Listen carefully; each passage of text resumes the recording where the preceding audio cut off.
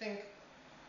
I mean, you said that people try to write down what you played and whatever, but how important is as well in an improvised piece that you know it's dying in the moment it's over? Well, I think that that's part of the value, really, of it. The fact that it's just an instant, where creativity happens, and then the people who witness it and myself are the in a way the only witnesses to something that will die at that moment. And I think that the value of improvisation is the fact that it's something spontaneous, and it's something that there's no way to repeat it unless you copy it. No? I think that for me, I know that there is a wealth of improvisations after that and before that, in me. It's like water. So I know that it doesn't matter. It's like having a lot of children and enjoying each one of them at that moment, and then they go. No. That's a good thing about children. I mean, it would be great if it was with children like that, Yeah. You have them for a nice moment, like and then they go 5 minutes. They go through everything in 5 children. minutes, and then bye-bye.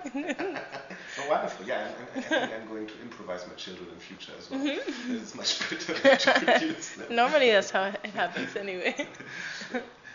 But on the other hand, there is this psychologist who do these Freud, to do these subconscious kind of things in the instant, in case of improvising, telling you a word and you have to say another word. Yeah.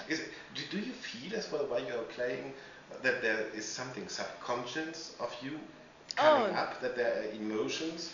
Definitely. It's all subconscious. It's nothing conscious, and like I've said before, when I improvise, I don't think. So it's something that is coming from an experience, from musical knowledge that has not been processed by my brain. It's something that's in me, and I like to think that in some ways I'm like an antenna, an antenna to a different universe of musical sounds that I grab somehow and I'm connected to. But definitely, it's all there, and I think that's why it's important for me to not allow my mind to become part of it, and I block any thought process, because then it allows the subconscious to be free and to really do its thing through me. But does it happen sometimes that you are shocked about what you are playing because it's your dirty, dark, perverse sides coming out suddenly in art, and where you think, oh God, there are 2,000 people listening to that, and I'm having this. Well, it is dangerous to let yourself go, especially the subconscious. It's like you would lie in bed, I would sit next to it, and you would talk in your dream, and I would know what your inner fears, your creature kind of like moments are. Yeah, well, I think with the classical repertoire, I've been in touch with all of that anyway, because when you play Prokofiev, there's a lot of that, Shostakovich, and of course the many different emotions surface with each composer, and you bring your own personal experience into it, and your own personal humanity, But no, it's funny because in essence I'm a timid person, I'm not really an extrovert, but on the stage, it's very natural. I think the fact that I can't see the audience also helps, and I have my curtain, which protects me. What do your parents say, for example? I mean, they know you as a normal person, and when you're on stage, do they say, Gabriela, you're completely different when you are sitting there? Or is it one for them? Well, I'm the same everywhere, with you, at my house, with the public. I'm exactly, and my friends can tell you that I'm the same person, no? I think what my friends my parents are used to it, but I think what they find interesting is that all of that darkness and all of that power and sometimes violence and incredible kind of I don't know, strength is something that really only surfaces when I'm on the stage. You know, in real life, yes, I am strong and I am powerful in many ways, but it's like a very subdued persona compared to my stage, you know, person that comes alive. Mm-hmm. What do you think does the audience make out of this? It's funny because we are just having this topic, as I told you, Mm-hmm. music and erotic. And, yes. And we have got an essay from a very good writer who said, yeah, in opera, he's talking about opera. In opera, the artists are there, and of course the audience is just sitting there to experience what they are unable to experience in their own life. You know, they will never fall in love probably as Violetta and what was the name of him? Germont Alfredo, or like Carmen and Don Jose. What do you think? What does the audience expect when it comes to your concerts? I mean, you're involving the audience. This is something different. Normally, the audience is like the bound to the seat. Yes. Ready to.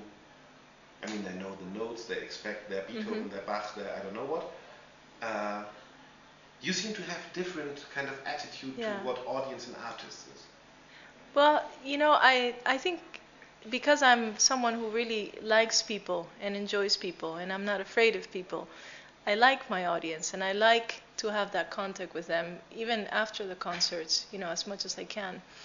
I always felt very isolated and frustrated by that distance between the stage, the artist, and the public. And I've always found it very unfair that the audience is almost in a voyeuristic position where they're not involved, and they're somehow, you know, they have a very, how can I say, suppressed almost role.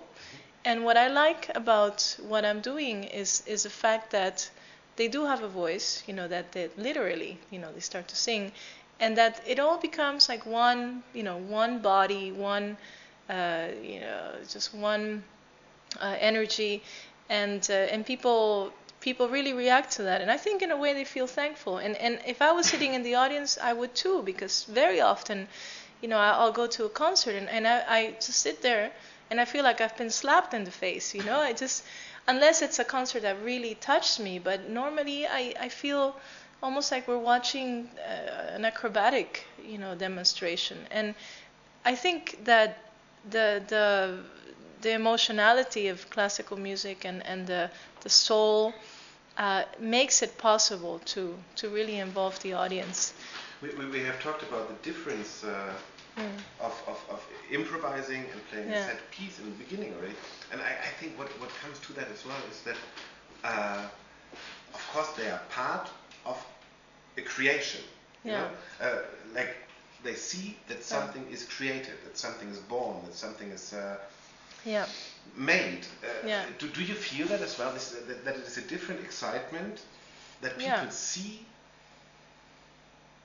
something has never been there. Yes. There's just an impulse, as it is in life, and suddenly, it can be trash in the end, or it can be great. You know, it's magical, and that expectation of not knowing where that theme is going to go, even for myself, and to see it travel through many different time zones and you know, different colors and styles, is fascinating to even somebody who doesn't know anything about music.